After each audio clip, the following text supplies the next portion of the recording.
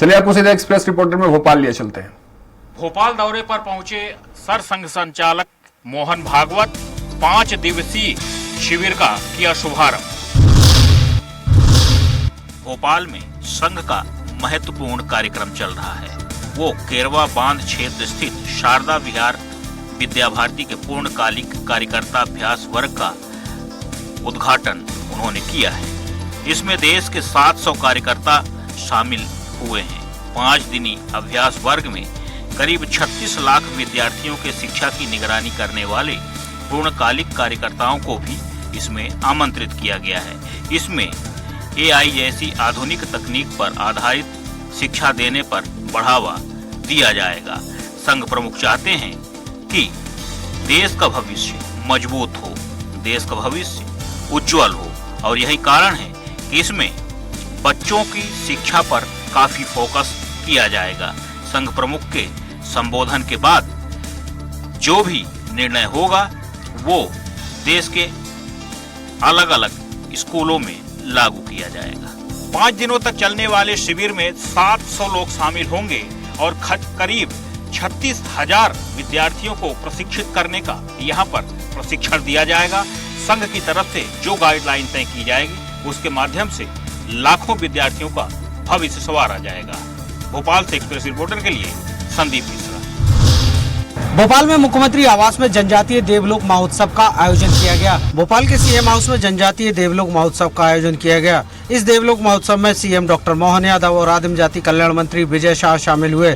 महोत्सव में प्रदेश भर से जनजातीय वर्ग के लोग बड़ी संख्या में शामिल होने पहुंचे।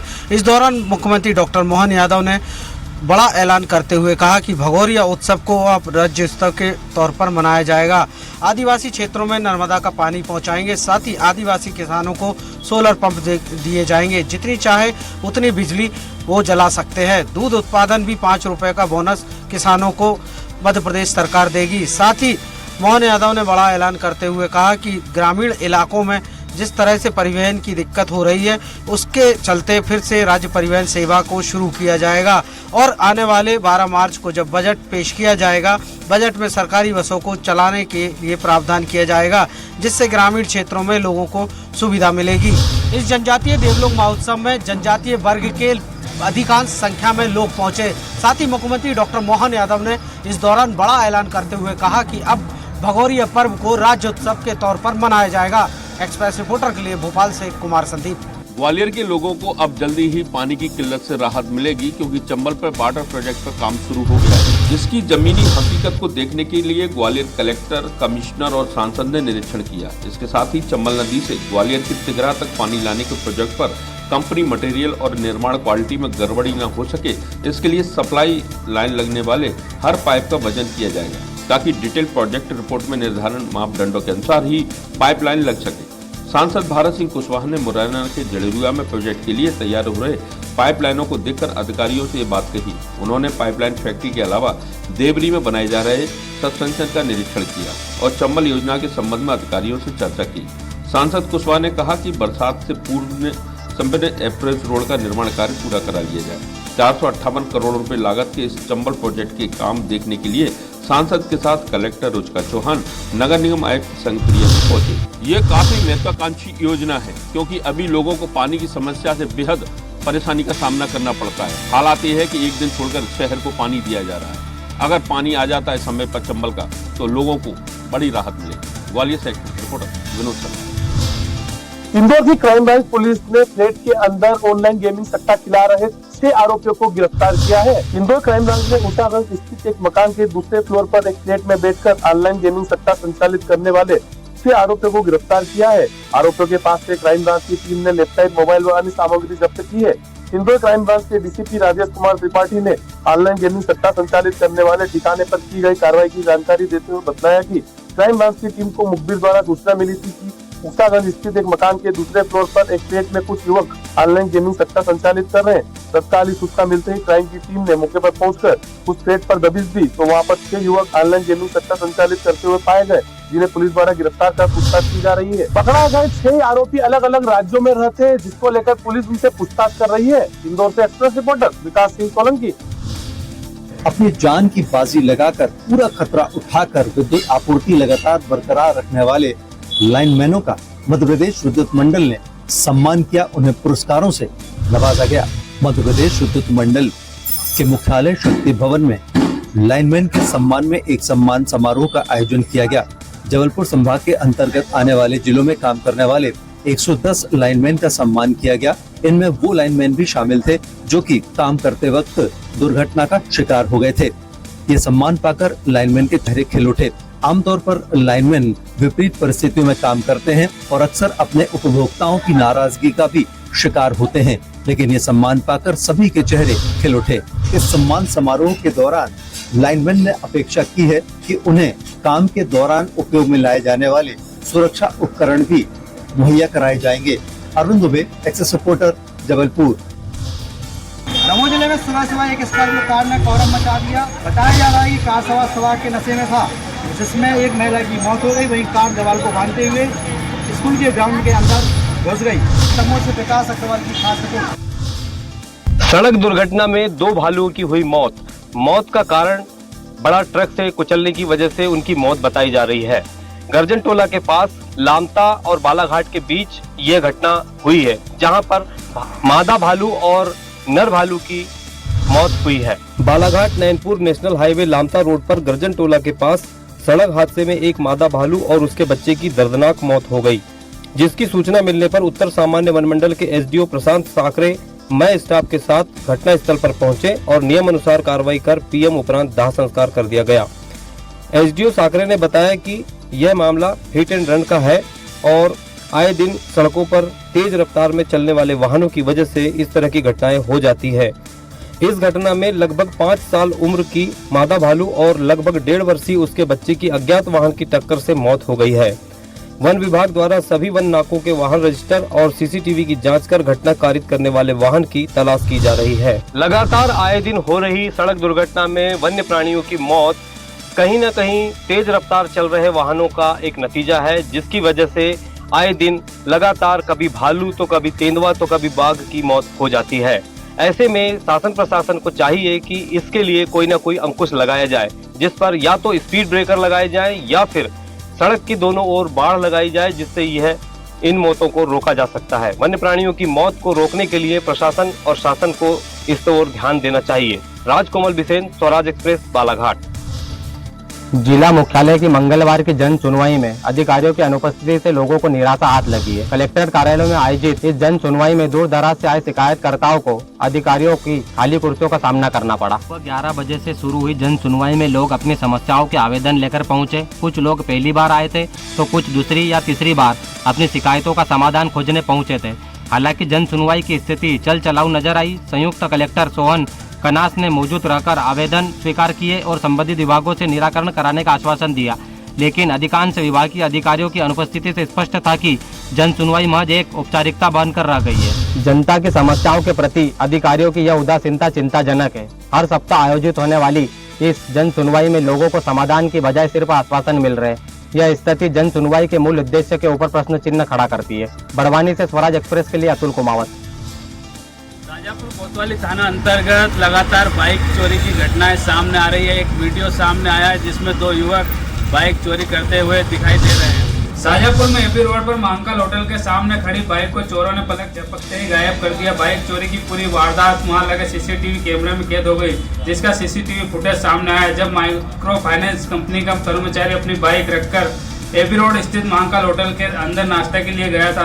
तभी 2 बदमाशों ने मौका देखकर अपनी बाइक को पास में लगाकर कितनी चालाकी से बाइक को चुरा ले गए। तस्वीरों में आप देख सकते हैं, जब बाइक मालिक होटल से बाहर आया तो बाइक गायब थी। बाइक मालिक को काफी तलाश करने के बाद भी कहीं पता नहीं चली, तो इसके बाद कोतवाली थाने में शिकायत दर्ज कराई है। फिलहाल पुलिस ने बाइक चोरी का मामला दर्ज कर सीसीटीवी फुटेज के आधार पर दोनों चोरों की तलाश में जुट गई है। शाजापुर से एक्सप्रेस रिपोर्टर ओम प्रकाश प्रजापति। भिंड जिले में चोरों के हौसले इतने बुलंद है कि चोर चोरी करने के बाद भी सीना चोरी करते हैं। ऐसा ही मामला एक भिंड के अटेर क्षेत्र में आया है। भिंड जिले में इन दिनों चोरों के हौसले बहुत बुलंद चल रहे हैं। जहां चोरी की कई वारदातें हो रही हैं, मगर पुलिस उन पर कोई कठोर कार्रवाई नहीं कर पा रही है।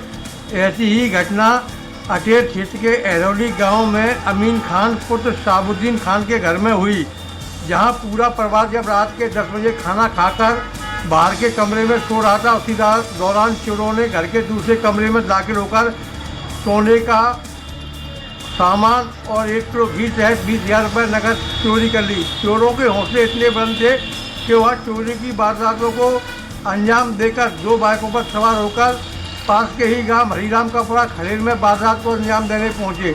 आरोपियों ने अपनी मोटरसाइकिलें गांव के बाहर खड़ी करके गंगाराम कुशवाहा, रामू कुशवाहा के घर को निशाना बनाया। बदमाश जब घर में दाखिल हो रहे थे तो ग्रामीणों ने देख लिया और ग्रामीण जाग गए। गाँव वालों ने बदमाशों को घेर लिया। अब देखने वाली बात यह है कि जहां भिंड पुलिस दावे करती है कि हम चोरों के ऊपर अंकुश लगा रहे हैं, हम डेली गश्त करते हैं, हमारी पुलिस की कार्रवाई बहुत अच्छी रहती है, मगर चोर चोरी करने के बाद निकल जाती है। ग्रामीण पकड़ने की कोशिश करते हैं और चोरों का कुछ नहीं कर पाते, जिससे लगता है कि चोरों में पुलिस का भय खत्म हो गया। भिंड से एक्सप्रेस रिपोर्टर अमरकांत सिंह चौहान। धार जिले की गंधवानी पुलिस को मिली बड़ी सफलता। पुलिस ने विगत दिनों चोरी गए ट्रैक्टर ट्राली को किया बरामद, आरोपी को भी किया गिरफ्तार। जी हां, गंधवानी थाना क्षेत्र अंतर्गत दिनांक 8/2/2025 की दरमियानी रात को Indian oil petrol pump सिंगाना road से ट्रैक्टर ट्राली चोरी हो गया था, जिस पर ट्रैक्टर ट्राली के मालिक ने थाने पर जाकर इसकी रिपोर्ट को दर्ज करवाया था। गंधवानी पुलिस ने भी मामला दर्ज कर मामले की बारीकी से जांच पड़ताल करना शुरू कर दी थी। चोरी के कुछ दिन बीत जाने के बाद पुलिस को मुखबिर से सूचना मिली कि ग्राम नावेल थाना बाग का भंगड़ा उर्फ मोहन गंधवानी के इंडियन ऑयल पेट्रोल पंप से ट्रैक्टर चुरा कर लाया हुआ है। चोरी के ट्रैक्टर ट्राली की पहचान को छुपाने के लिए उसके द्वारा ट्रैक्टर ट्राली को पेंटर की सहायता से अलग रंग से पुतवा दिया है तथा ट्रैक्टर ट्राली पर फर्जी नाम लिखकर उसे ग्राम जमेरी थाना जोबट जिला अलीराजपुर के घने जंगलों में छुपा दिया है एवं वह उसे बेचने की फिराक में भी है। पुलिस ने मुखबिर की बात पर विश्वास करते हुए थाना बाग के ग्राम नावेल में दबिश दी, जहां से आरोपी भंगड़ा उर्फ मोहन पिता कालू भंवर उम्र 30 वर्ष को गिरफ्तार कर लिया है। पुलिस ने भंगड़ा से जब पूछताछ की तो भंगड़ा ने पुलिस के सामने पूरे घटनाक्रम से पर्दा उठा दिया। भंगड़ा ने पुलिस को बताया कि उसके द्वारा ही ट्रैक्टर ट्राली को चोरी किया गया था एवं ट्रैक्टर ट्राली की पहचान को छुपाने के लिए उसने पेंटर से कलर करवा कर उस पर फर्जी नाम लिखवा कर उसे ग्राम जमेरी के जंगल में छुपा दिया था। पुलिस ने आरोपी की निशानदेही से 3.5 लाख रुपए कीमती ट्रैक्टर और ट्राली दोनों को जब्त किया है।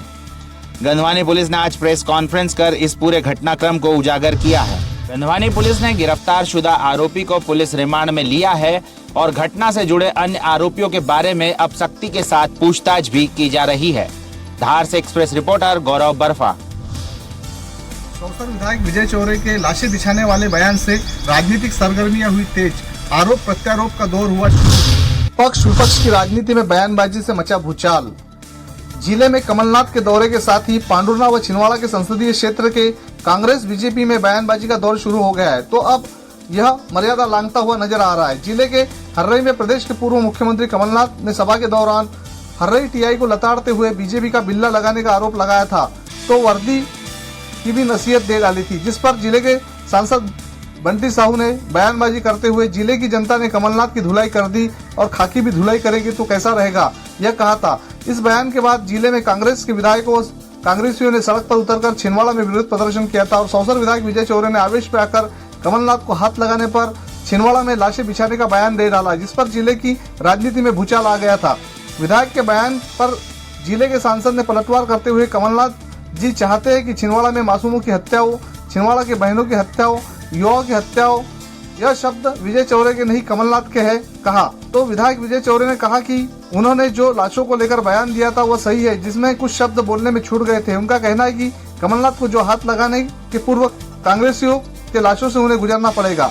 बयानबाजी के इस दौर में पक्ष विपक्ष मर्यादाओं को लांघने से नहीं चूक रहे। ऐसे में बयानबाजी का यह मामला आगे क्या मोड़ लेता है, यह विचार नहीं है। विधायक के बयान के साथ ही राजनीतिक सरगर्मियां तेज हुई है, तो जिले के सांसद बंटी साहू ने भी इस पर अपना पलटवार किया है, तो कहीं न कहीं अब यह राजनीति अमर्यादित होते जा रही है। देखना है कि बयानबाजी का यह दौर आगे क्या मोड़ लेता है। सौसर से एक्सप्रेस रिपोर्टर दिनेश धारपुरे।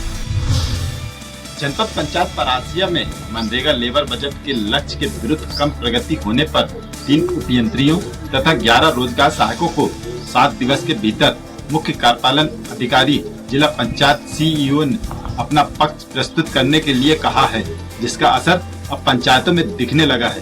पंचायत में सैकड़ों की संख्या में मजदूर कार्य करते नजर आने लगे हैं।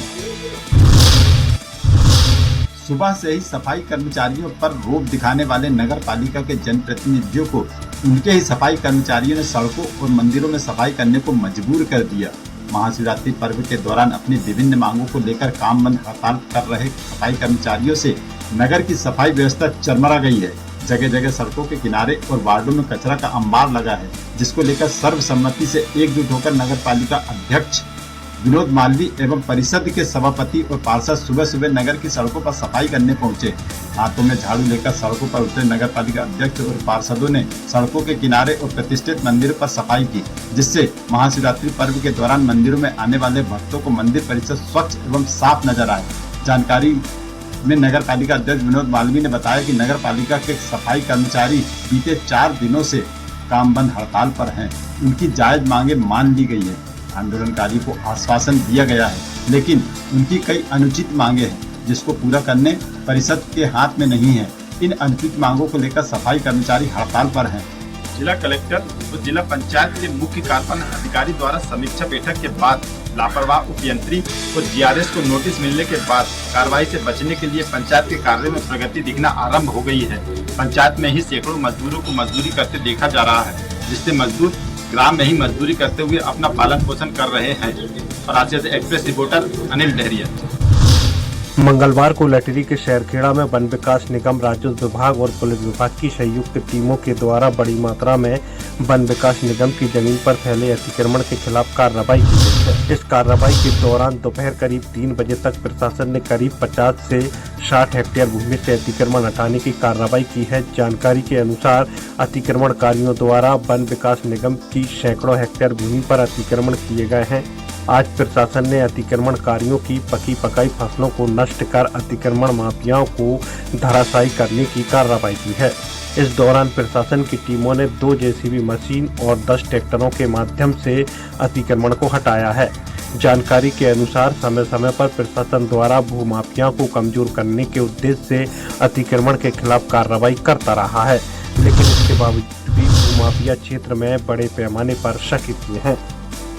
लटेरी से स्वराज एक्सप्रेस के लिए मैं विनोद सूर्यवंशी।